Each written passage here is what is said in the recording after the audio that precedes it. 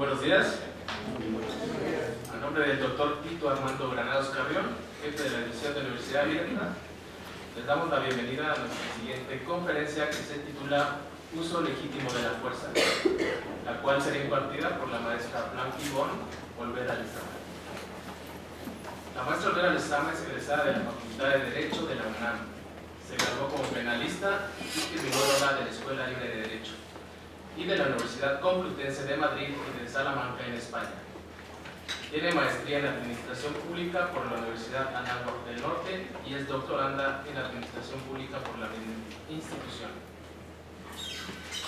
Se ha desempeñado como agente del Ministerio Público, como abogada penalista en Petróleos Mexicanos y ha laborado en diversos puestos en la Procuraduría General de Justicia de la Ciudad de México, la Procuraduría General de la República y en la Policía Federal. Es profesor en el Instituto Nacional de Ciencias Penales, en la Facultad de Derecho de la UNAM y en la Barra Nacional de Abogados, entre otras instituciones.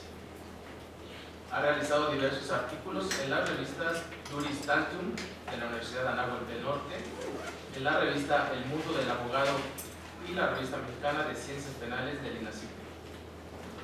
Ha sido colaboradora del libro 20 preguntas más difíciles de la política criminal. Asimismo, es autora del libro Turismo Sexual Infantil, Políticas Públicas para su Prevención. Además, coordinadora del libro El Uso Legítimo de la Fuerza. Ahora una pequeña introducción a la conferencia. En el libro El Uso Legítimo de la Fuerza, que coordinó la maestra, expone que la ONU, así como la Comisión Nacional de los Derechos Humanos, recomendaron una ley nacional para el uso legítimo de la fuerza de las policías municipales, estatales y federales. Recomendación que no cumplió el gobierno, que concluyó, a pesar de que la Conferencia Nacional de Gobernadores coincidieron en su expedición. Derivado de los hechos ocurridos en Aguas Blancas, Tlatlaya, Apatzingán, Atenco y La Marquesa, ya que todos los policías tienen normatividades diferentes o carecen de ellas. Por lo que el tema del libro es actual, ya que se propone la creación de una ley nacional para el uso legítimo de la fuerza de las policías municipales, estatales y federales, ministeriales y de la Guardia Nacional, para que existan reglas claras en materia de seguridad pública, lo que dará certeza a las policías en su actuación y seguridad a los ciudadanos en sus derechos humanos. Le cedo la palabra a la maestra Blanqui Bon para que inicie su conferencia. Muchas gracias, licenciado.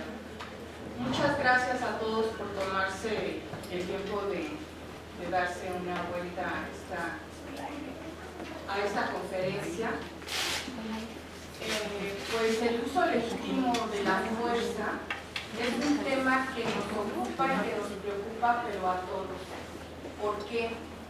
Porque pareciera que no tiene que ver con la vida diaria del ciudadano, pero ahora con los cambios que han habido en las reformas constitucionales, sí los hay. Entonces empezaremos por decir, ¿qué es el uso de la fuerza pública? El uso de la fuerza pública es una de las funciones de los policías en seguridad pública. ¿Hasta cuándo? Hasta la reforma del 3 de marzo, del 26 de marzo de 2019, en que se reformó la Constitución para establecer que esta actividad de seguridad pública también lo realizará la Guardia Nacional. La fuerza, para ejercerla los policías, debe de ser legítima, oportuna, gradual, proporcional, necesaria y con respeto a los derechos humanos. ¿Qué quiere decir legítima? Nosotros, estudiantes de Derecho aquí presentes, hemos visto que para que algo sea legítimo, ¿qué es lo que tiene que pasar? Que esté vertido en una ley. Si no está en la ley, pues no es legítimo. Luego, entonces, para que la fuerza sea legítima, tiene que estar en una ley que en este momento no hay hay una ley nacional de uso de la fuerza. Tiene que ser oportuna, porque no nada más va a llegar la autoridad a ejercer esa fuerza. O sea, tiene que haber un motivo, un hecho probablemente delictivo, que haya un bien jurídico tutelado en peligro. Tiene que ser gradual. ¿Gradual qué quiere decir? Que tiene que ir en proporción. O sea, no es lo mismo detener a una persona y usar excesivo uso de la fuerza con arma de fuego que nada más darle una señalización con una verbalización. Por ejemplo, ¿cuándo se podría usar la fuerza en este sentido? Un caso muy común y normal es cuando las personas manejan en estado de ebriedad. El uso de la fuerza viene desde traer un uniforme, la presencia. Entonces, la autoridad, cuando está el alcoholímetro, les dice, a ver, sí, detengan. Entonces, usted, la persona que va en ese estado, hace caso a la señalización. ¿Por qué? Porque está la autoridad que con su presencia y con su señalización es muy diferente que si no hiciera esta situación proporcional, pues o sea, inmediatamente les diría, les señalaría con un arma de fuego. No, es gradual, ¿sí? ¿Es necesaria? Sí. ¿En caso de qué? En caso de flagrancia, en caso de que ese hecho, que una persona esté atentando contra el patrimonio, la seguridad, la libertad de otro individuo. Y tiene que ser con respeto a los derechos humanos. ¿Por qué? Porque los derechos humanos son fundamentales, son los que protegen nuestra Constitución. Los niveles de fuerza. Los niveles de fuerza, como les comentaba, es la presencia, como ustedes pueden ver en las imágenes.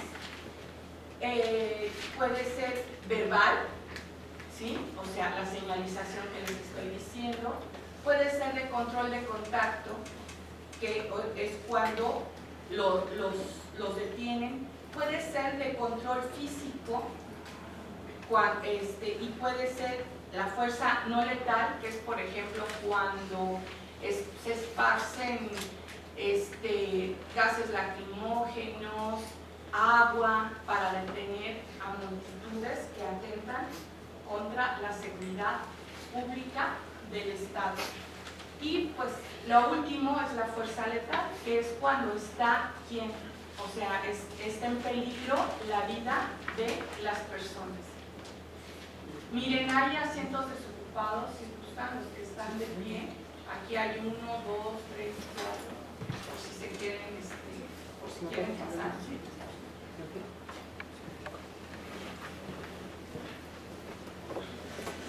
Aquí hay más, aquí en la segunda fila, en la tercera, en la cuarta.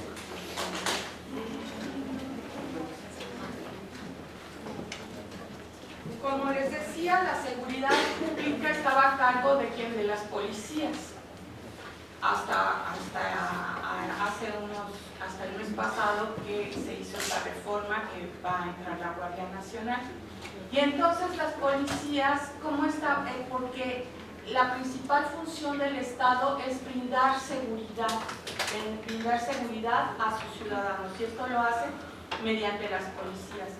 ¿Cómo estaban conformadas las policías?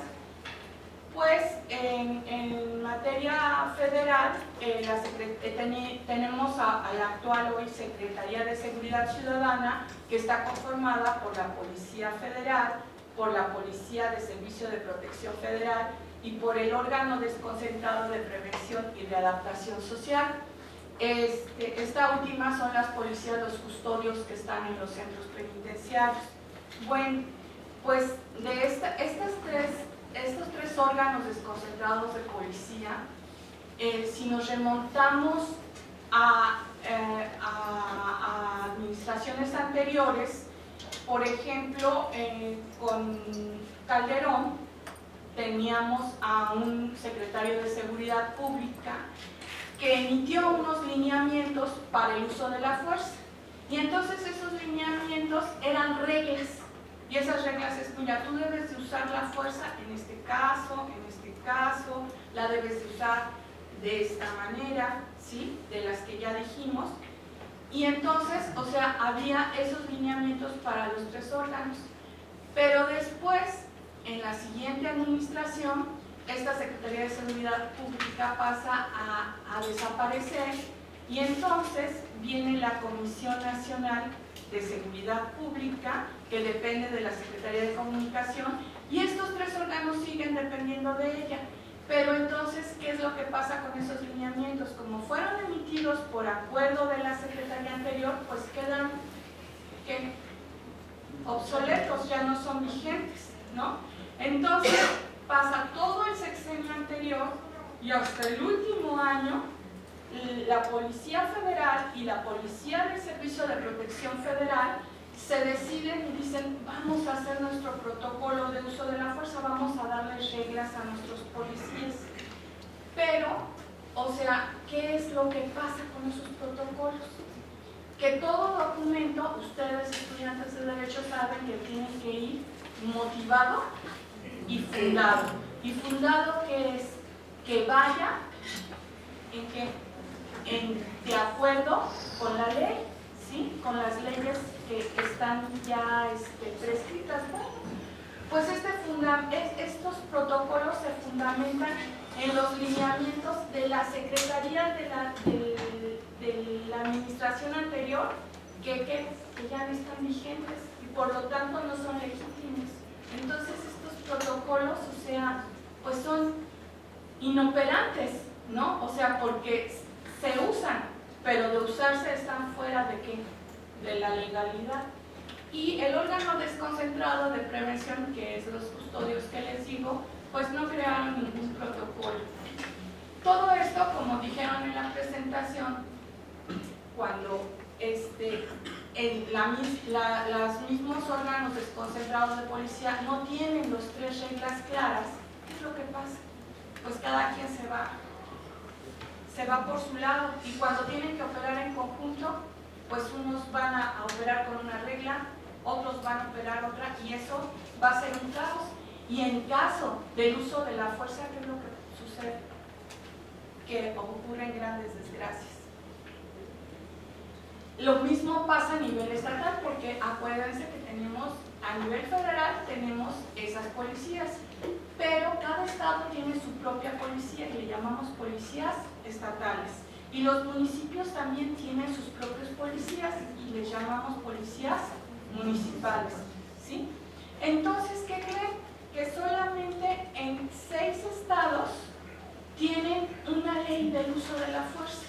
Entonces, o sea, el Estado de México la tiene desde 2006, pero que ha sido muy controvertida. No sé si ustedes recuerdan que establecieron que era la ley Bala, porque y que era en contra de derechos humanos por diversas situaciones relevantes que ocurrieron. En el Distrito Federal en 2008, en Oaxaca en 2011, en Puebla en 2014, en Sonora en 2017. Hidalgo cuenta con un protocolo del uso de la fuerza y Chiapas cuenta con un código de uso de la fuerza. Pero ¿es lo mismo un protocolo que una ley? No, porque el protocolo es solo indicativo, no es sancionador. En cambio la ley, ¿qué es lo que trae? Derechos y obligaciones, y esas obligaciones son forzosas, ahora sí que a la fuerza, ¿no? Entonces, cuando ocurre esto, ¿qué es lo que pasa? Que suceden hechos en que policías ministeriales actúan con policías federales o policías estatales actúan con policías ministeriales, y entonces, ¿qué creen? Que unos tienen una regla, otros tienen otra, otros tienen, otras no tienen, y entonces cada quien hace uso de la fuerza de diferentes maneras. ¿Y qué es lo que ha ocurrido? han sido parte de las desgracias que han ocurrido en Campeche, hay en Aguas Blancas, ¿sí? Y entonces, al ver esto, la Organización de Naciones Unidas le dice a México desde el sexenio pasado: oye, México, haz una ley nacional del uso de la fuerza donde haya reglas claras para todos tus policías que son los que se encargan de la seguridad, ¿sí?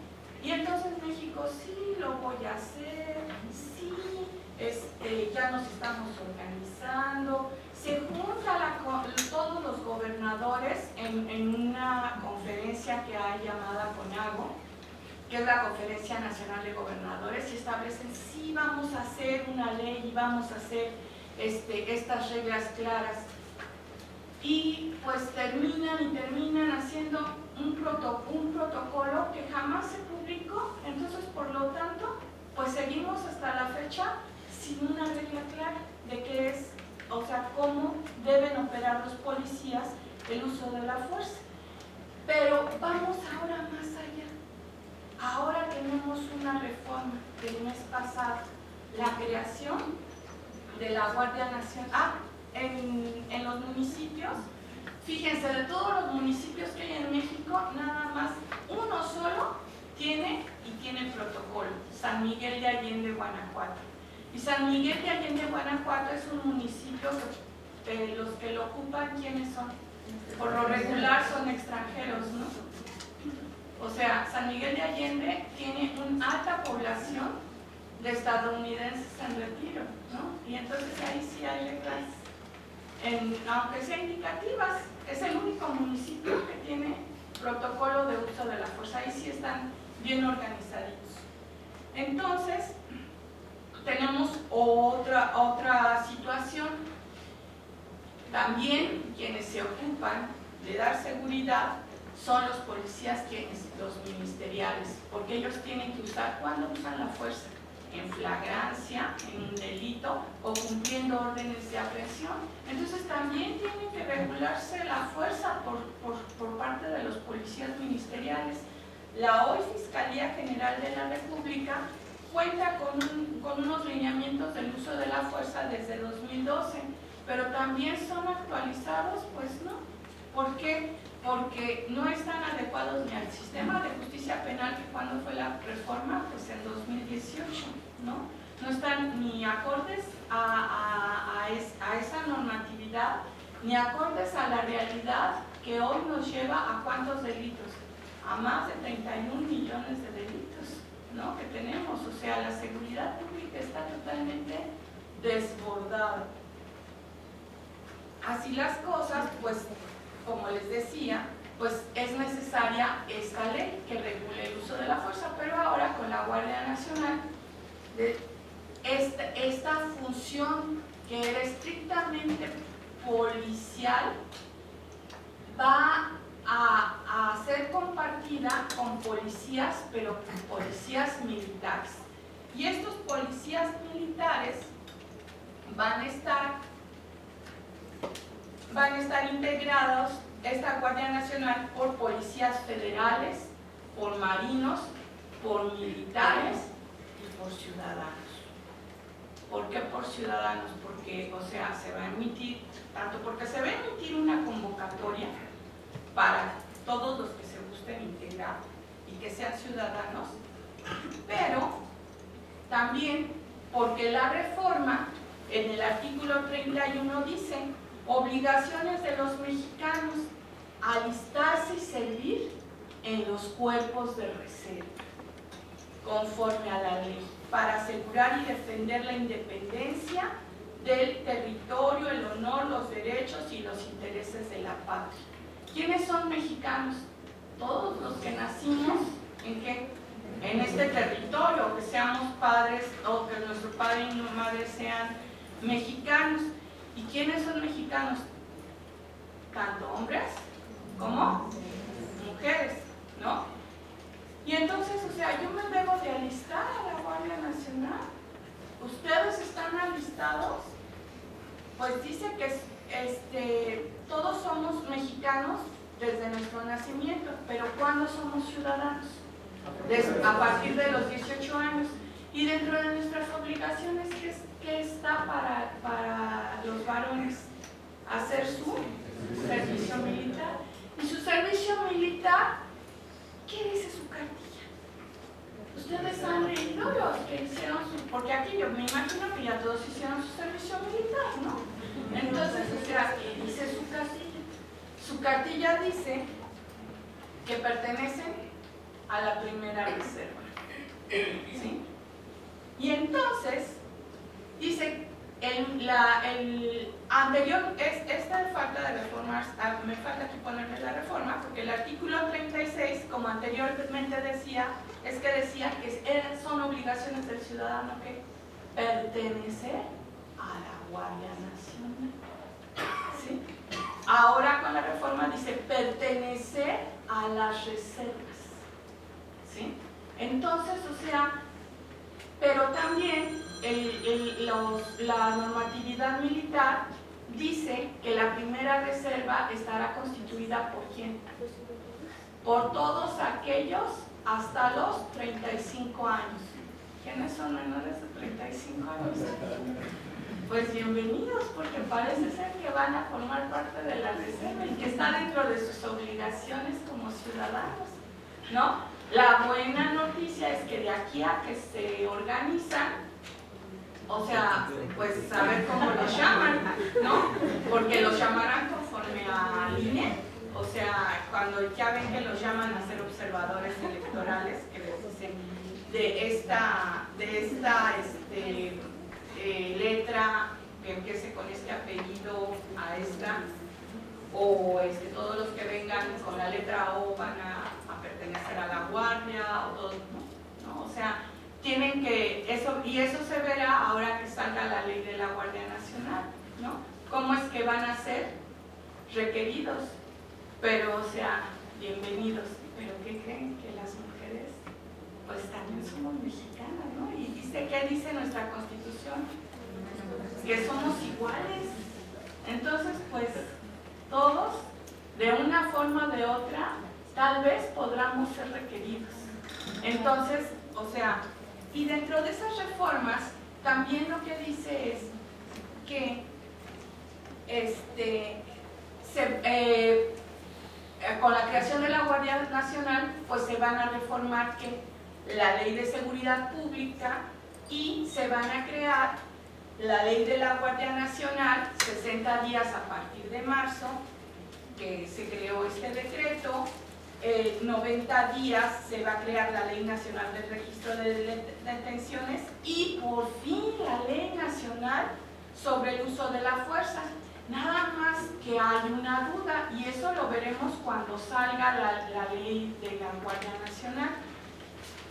Esta ley del uso de la fuerza nada más atenderá para los policías que integren la Guardia Nacional, porque lo que se estaba planteando es que los policías de la Guardia Nacional pues iban a ser integrados por quienes marinos, militares, policías federales, pero no por los policías estatales y municipales.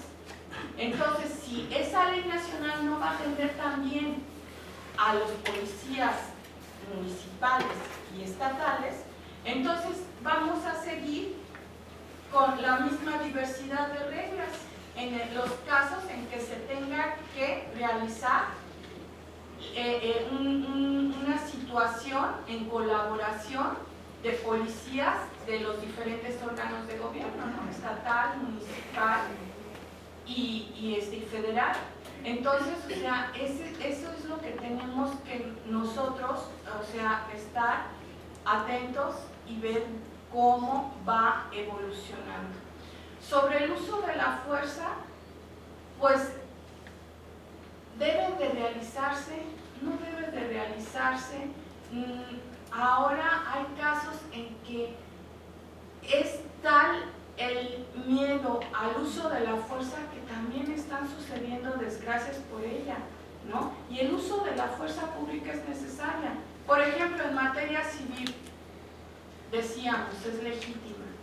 En materia civil, que cuando no se realiza un despojo, un desalojo, no, como abogados, llaman ustedes a la policía para que por medio del uso de la fuerza, o sea, ya que fueron oídos y vencidos en juicio, o sea, tienen esa legitimidad para hacer uso de ella?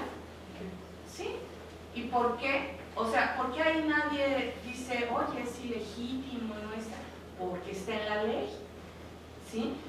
Pero cuando pasan casos lamentables como el de este chico Marco Antonio, que en el cual el uso de la fuerza como fue excesivo, no fue proporcional. ¿Y qué fue lo que pasó? No sabemos ni siquiera cómo terminó este chico, que es la imagen que ven de este lado. Cuando este chico, si se acuerdan de él, estaba en el metro y estaba tomando unas fotografías, alguien lo acusó de haber robado algo y los policías inmediatamente usaron en exceso la fuerza. Y la policía del Distrito Federal, hoy Ciudad de México, ¿tiene protocolo? Sí, ya lo vimos, tiene una ley y usó la fuerza en exceso, sí. ¿Y qué ha pasado? Se le siguió un procedimiento administrativo, pero como ciudadanos no sabemos más que lo que hemos visto en las noticias. ¿Y qué es lo que hemos visto? Que este niño perdió su capacidad, ¿no? O sea, su capacidad cognitiva, su capacidad hasta física de ser una persona. ¿Por qué? Porque se lesionaron sus derechos humanos, ¿sí? Y por eso, ¿qué es lo que sucede? Que como ciudadanos luego no respetamos a los policías y entonces vemos también situaciones violentas, ¿no? De ciudadanos contra policías. ¿Por qué? Porque no hay un respeto y tampoco hay reglas claras. Vemos que en otros países sí se usa la fuerza. Los policías usan la fuerza y no son tan cuestionados ni tan vilipendiados como en nuestro país. Y así lo vemos en Estados Unidos. En Estados Unidos tienen reglas claras en el uso de la fuerza. Y hay un modelo de escala racional de fuerza. Pero ¿en qué se basa? En la percepción del policía, ¿sí? ¿Y por qué? O sea, ¿por qué se tiene confianza en su percepción? ¿Saben por qué? Porque tiene una alta capacitación. Y esa alta capacitación en el uso de la fuerza es la que no tienen nuestros policías aquí, ¿sí? Unos tienen capacitación, otros no. O sea, hay una disparidad en lo que es también una regla clara en la capacitación. ¿Y qué creen? Que tampoco están certificados. En cambio, en Estados Unidos, cada policía que usa la fuerza tiene capacitación y está certificado. ¿Qué quiere decir esta certificación? Que se certifica que ese elemento tiene las capacidades amplias y suficientes para usar la fuerza. Y aparte, ¿qué más pasa? ¿Qué han visto en las noticias, en las películas? Se toma video. Todas las patrullas traen video. Y entonces, o sea, los mismos policías en sus cascos, luego en sus gorras, traen video, cámara de video.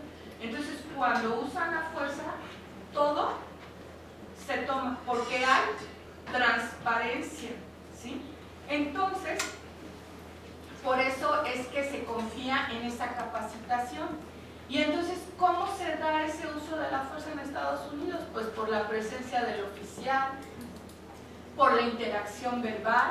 ¿Y cuál es esa interacción? El diálogo, las preguntas abiertas, la persuasión, el consejo u orden legal, el control de tacto, guiar, acompañar y superar en fuerza al individuo que demuestra resistencia menor, las tácticas de nivel 1, que es dolor de sumisión mediante distracciones, tácticas de manipulación de articulaciones, tácticas de control mediante el cabello. Se podría usar spray de gas pimienta en este nivel. Táctica de nivel 2, golpes como de rodillas, patadas, codos, armas de impacto, bastón, linterna, radio, etc. Agentes químicos en formas de proyectiles, pistola eléctrica, que es la llamada taser, y las tácticas de nivel 3, que es la llave del cuello, blancos terciarios con armas de impacto, armas de fuego, etc. Estas reglas claras son las que no tenemos a nivel nacional. ¿Sí? O sea, aquí están específicas. Los militares sí tienen su manual del uso de la fuerza y ellos sí tienen reglas específicas, ¿sí? O sea, y saben perfectamente cómo actuar, pero en uso de la fuerza, ¿en qué? En seguridad nacional, ¿sí? ¿Eso qué quiere decir? Que es cuando esté en peligro el país entero, ¿sí? Y la seguridad nacional, la seguridad pública, ¿qué quiere decir? Que son en situaciones que pasan en la cotidianidad, ¿sí? Pero nuestra cotidianidad, ¿cómo se ha vuelto? Violenta. Vivimos en un país violento donde la seguridad nos ha superado por la inseguridad, por esos 31 millones de delitos, tenemos 31,000 muertos, 40,000 desaparecidos, aparece una fosa por aquí, otra fosa por acá, aparecen nuevos delitos que ocurren, ¿no? O sea, para muchos nos era ajeno esto del huachicoleo y ahora, o sea, vemos que es una actividad normal. ¿Y qué pasó en Tlahualilpan? Una gran desgracia. Y se pregunta a la gente, ¿se debió de usar la fuerza ahí? Porque ya vimos que usar la fuerza no nada más es ir y golpear, sino también ir y proteger, ¿sí? Pero ¿qué pasó? ¿Había los suficientes elementos para la cantidad de población que estuvo en esa actividad? No, no había proporción, no había proporcionalidad, ¿no? Y echar un tiro allí, imagínense si así hubo cuántos muertos, imagínense con que la explosión se hubiera adelantado por una situación de activar un arma de fuego.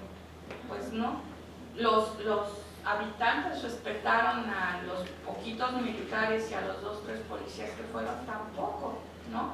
Entonces, o sea, pues allí el Estado fue prudente y aún así ocurrió eso. Pero si se hubiera capacitación y elementos suficientes que hubieran contenido esa desgracia, ¿qué es lo que hubiera pasado? Que no hubiera sido tal desgracia, ¿no? Entonces, o sea, debemos estar muy atentos que en materia de seguridad pública el uso de la fuerza es un tema que nos atañe a todos. O sea, no es un tema que nada más sea de policías, ¿no? Porque ahora, con estas reformas, todos vamos a estar. Y la primera reserva, les digo, es hasta los 35 años.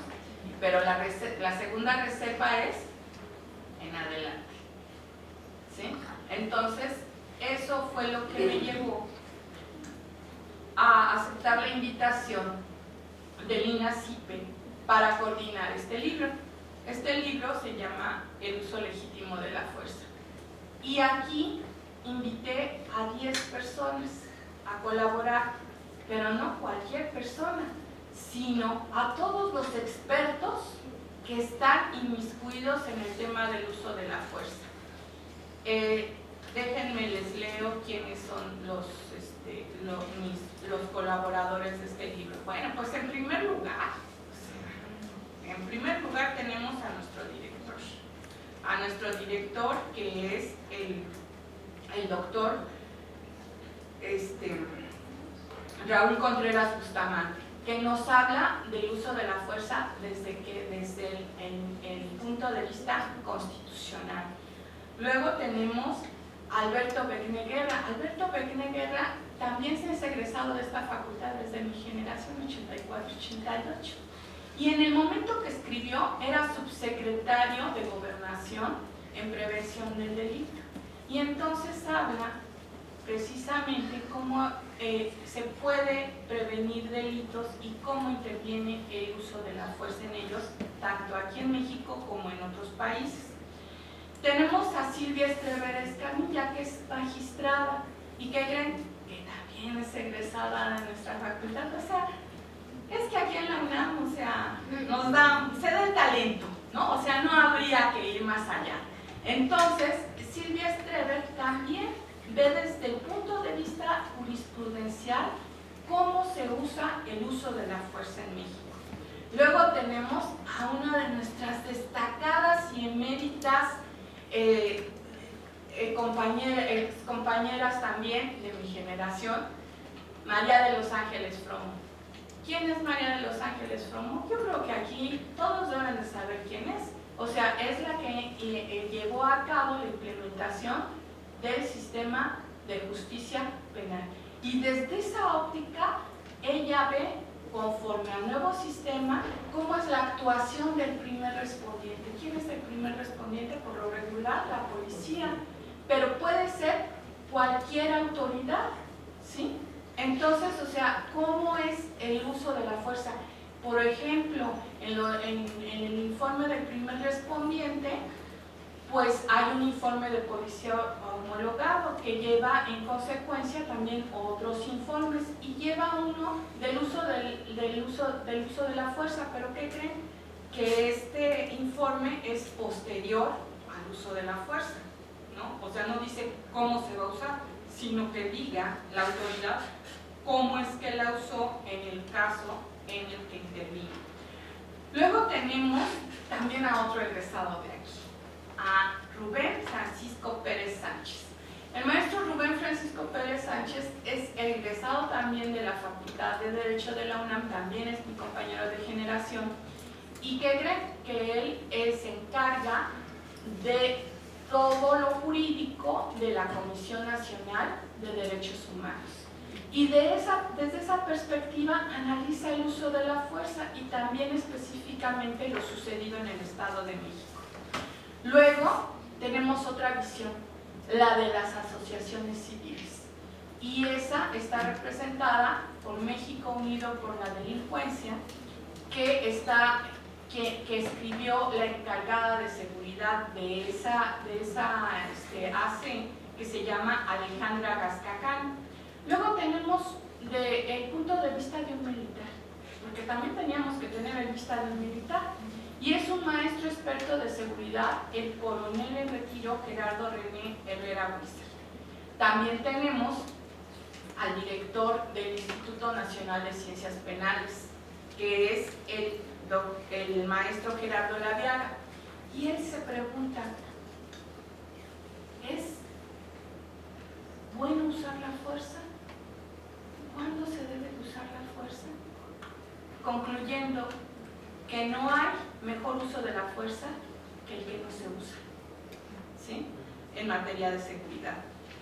Tenemos también a otro egresado de la Facultad de Derecho de aquí, que es el director de los programas de posgrado, el doctor Víctor Hugo Pérez Hernández, que también es mi compañero de generación, para variar, y él escribió su tesis doctoral sobre los derechos humanos de los policías. ¿Por qué? Porque ¿qué los policías no también son personas y también no tienen derechos? ¿Sí? Entonces, o sea, ese derecho visto desde el uso de la fuerza, ¿sí? Porque los policías, para usar la fuerza, ¿qué es lo que necesitan? De la presencia necesitan el uniforme, ¿sí? Para hacer una detención, una sujeción, necesitan esposas, necesitan ese gas pimienta, necesitan el arma, necesitan la capacitación. ¿Y ustedes qué oyen en las noticias? ¿Todos cuentan con eso? no se dice que hay policías que gastan de su propio sueldo para pagar su uniforme, para pagar sus propias armas, para pagar sus botas?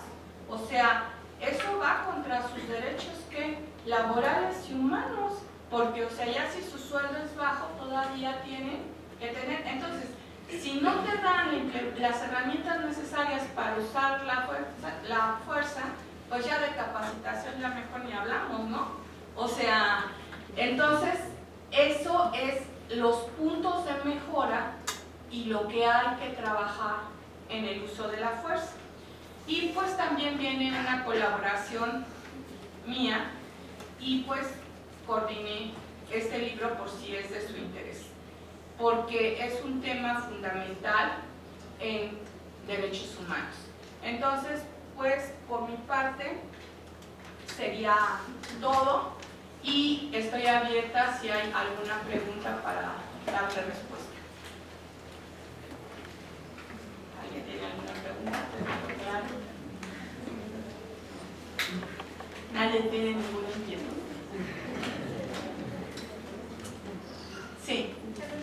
Aquí comparativamente, como estaba el sistema sobre la reforma de este pasado 16 de marzo, la denominación de Guardia Nacional, que ahora se denomina así, esta nueva forma de manejar la seguridad de los ciudadanos, en su opinión, ¿es mejor? ¿Puede ser mejor que los anteriores?